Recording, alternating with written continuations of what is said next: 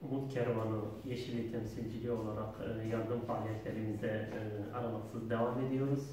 Aylık bizde tespitli yardıma muhtaç ve yetim ailenin listesi var. Aylık olarak bu ailelerimize hayırseverlerimizin katkılarıyla gıda kolileri dağıtmaya devam ediyoruz. Bugün de inşallah listelerimizde kayıtlı ailelerimize yine bu gıda kolileri dağıtımını gerçekleştireceğiz. Hayırseverlerimizden talebimiz şudur, malum yani bir ekonomik krizden bahsediliyor.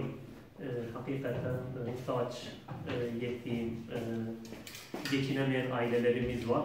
Bu konuda hayırseverlerimizden katkılar bekliyoruz. Biz de bu vesileyle bu infak eden ile muhtaç aileler arasında köprü vazifesi görmeye inşallah devam edeceğiz. Temennimiz odur ki daha fazla katkılar gelsin, biz daha fazla ailelere ulaşabilelim, onların ihtiyaçlarını giderebilelim. Şimdiden hayırseverlerimize teşekkür ediyoruz. Bundan sonra da inşallah katkılar geldikçe faaliyetlerimize devam edeceğiz. Allah hayırlarını kabul etsin.